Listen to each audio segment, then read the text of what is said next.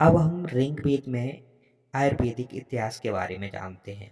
सबसे पहले 67 औषधियों द्रव्यों का उल्लेख इसमें प्राप्त होता है। साथ ही साथ हृदय रोग का उल्लेख भी इसमें देखा गया है। और चर्म रोग यानी कि जो हम हमारी स्किन से रिलेटेड डिजीज हैं, उसके बारे में भी यहाँ पे उल्लेख प्राप्त होता है। बंधत्व का भी प्राप्त होता है, यानी कि इनफर्टिलिटी जो फीमेल्स होती हैं उसका उनका भी उपचार इसमें प्राप्त होता है। अंग प्रत्यारोपण। जी हाँ दोस्तों, जैसे कि किसी के अंग टूटना, फटना या फिर उम, किसी वजह से चोट लग जाना, तो उसका भी यहाँ पे उल्लेख प्राप्त होता है। साथ ही साथ तीनों दोष, वात, पित्त, कफ के बारे में भी उल्लेख प्राप्त होता है। संजीवनी विद्या यानी कि ऐसी विद्या जिसके ज़रिए हम जीवित रह सकते हैं या हमारी बॉडी को अच्छा रहता है। रसायन तो आप समझते ही होंगे, जिससे हमारी बॉडी उत्तेजना से भरपूर हो जाती है और हमारी बॉडी में पावर जनरेट होती है। ये हमें न्यूट्रिशन देती है, यानी कि उसे रसायन कहते हैं। तो इसमें भी ये यहाँ पे उल्लेख प्राप्त होता है। साथ ही साथ यजुर्वेद में 82 औषधियों का नाम उल्लेख प्राप्त होता है। एक नोट है यहाँ पे, ब्रह्म संहिता में 1000 अध्याय और 1 लाख श्लोक के बारे में भी उल्लेख यहाँ पे मिलता है। अब हम यहाँ पे बात करेंगे उपनिषेदों में आयुर्वेद। जी हाँ दोस्तों, इसमें सबसे पहले इस काल में मुख्य रूप से वृद्ध, सुश्रुत और अग्निवेश ने कुछ नए अनुसंधान का उल्लेख किया है। यानी कि उपनिषेदों में मुख्य रूप से वृद्ध, सुश्रुत और अग्निवेश ने अपना योगदान रिसर्च में किया है।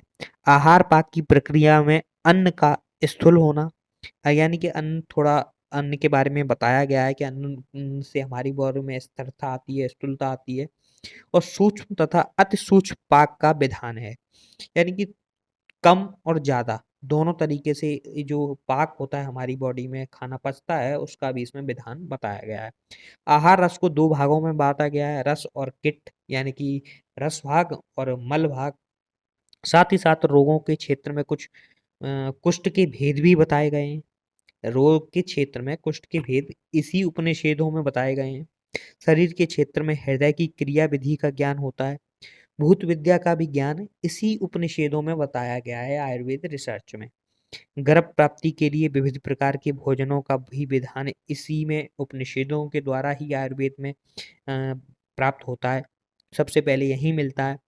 चतुष्पाद सिद्धांत, जिसमें भेषज यानी कि जो ट्रीटमेंट करता है डॉक्टर, द्रव्य यानी कि मेडिसिन, उपस्थाता जो आप यूज़ किए जाते हैं मेनली नर्सिंग स्टाफ वगैरह, और रोगी तो आप समझते ही हैं पेशेंट। तो इसका भी ज्ञान आपको उपनिषेधों के द्वारा ही मिलता है, जो कि रिसर्च के बेसिस पे अगर हम देखा जाए तो यहाँ उपनिषेधों में ये सारे ज्ञान आपको प्राप्त होते हैं।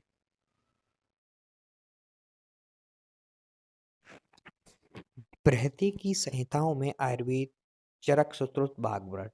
जी हाँ दोस्तों, चरक संहिता में आयुर्वेद का अनुसंधान जो खोज हुई उसके बारे में जानेंगे। काय चिकित्सा का प्रधान ग्रंथ है ये चरक संहिता। त्रिदोषवाद यानी कि वात, पित्त, कफ तीनों का इसमें संवाद यानी कि बताया गया है। पंच महाभूत जैसे अग्नि, वायु, आकाश, उसके बारे में भी यहाँ वर्णन होता है।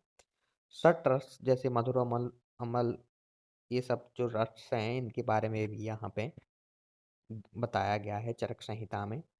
एक 41 गुण जैसे स्निग्ध, रुच जो गुण होते हैं उसके बारे में भी यहाँ पे। अष्टविध विरह जो कि द्विविध जैसे विरह होता है, मधुर, उस तरीके से त्रिविपाक विपाक भी जैसे मधुर, कट विपाक, उस तरीके से यहाँ पे बताया गया। सठ पदार्थ जो पदार्थ विज्ञान है, उसकी 6 पदार्थों के बारे में भी यहाँ पे वर्णन प्राप्त होता है। 13 प्रकार की अग्नि जैसे 7 धात्वाग्नि और 5 भूताग्नि। भूताग्नि आप समझ सकते हैं जैसे आकाश वायु वाली, और धात्वाग्नि जो धात है रस रक्त वाली, वो वाली अग्नियों के बारे में भी यहाँ पे वर्णन प्राप्त होता है चरक संहिता के आयुर्वेद अनुसंधान में। अब हम बात करते हैं कुल 7 संभाषा इसमें दी गई हैं, जिसमें राशि पुरुष उत्पत्ति के बारे में भी बताया गया है। संभाषा पुरुष ने जो बोली गई है उसके बारे में भी वर्णन होता है यहाँ पे। प्रश्नकर्ता शिव वामक यानी जो वामक द्रव्य हैं उनके बारे में भी बताया गया है। रस संभाषा आत्रेय ने भी इसमें दिया गया है। अष्ट निंदित पुरुष भी चरक संहिता में वर्णन है। षट चिकित्सा उपक्रम जो 6 चिकित्सा का उपक्रम है, निदान, पूर्व रूप वगैरह, वो सब कुछ यहाँ पे वर्णन प्राप्त होता है। रस संभाषा, रसों में जो विकार उत्पन्न होते हैं, उनके बारे में भी बताया गया है। आचार रसायन के बारे में भी यहाँ पे वर्णन प्राप्त होता है। साथ ही साथ स्वभाववाद के बारे में, जैसे किसी का स्वभाव कैसा है, उसके बारे में भी यहाँ पे देखने को मिलता है चरक संहिता में, रिसर्च में। पंचकर्मा जैसे बमन विरेचन है, लेकिन बस्ती वगैरह यहाँ पे देखी गई है। बस्ती हो गई, स्नेहन स्वेदन को छोड़ के बमन विरेचन बस्ती, इसको भी देखा गया है यहाँ पे। साथ ही साथ बात के 5 वेदों के नाम भी यहाँ पे वर्णन प्राप्त होते हैं। साथ ही साथ त्रिविध अण परीक्षा, जैसे दर्शन, स्पर्श, प्रसन, जो प्रतीक्षा है, उसके बारे में भी यहाँ पे वर्णन प्राप्त होता है चरक संहिता। और 10विध रोग परीक्षा और 5 निदान पंचक के बारे में भी वर्णन प्राप्त। साथ ही साथ इसमें चरक संहिता में मधुमेह को ओजमेय कहा है। ओज का रस कैसा होता है, मधुर। लाजा बर्ड कैसा होता है, सारी इस चीज के बारे में भी इसमें वर्णन प्राप्त होता है। संभाषा सूत्र स्थान 4 में देखा गया है। गर्भा क्रांति के बारे में भी चरक ने ही वर्णन किया है। कुल श्लोक 112,000 के करीब हैं और सूत्र इसमें 9,295 है। श्लोक इसमें 9,94,981 हैं, यहाँ देखे गए हैं। युक्ति प्रमाण चरक की देन है। उपमान प्रमाण सुश्रुत की देन है। चरक ने भेषज चिकित्सा को भी देखा, बारे में वर्णन किया है।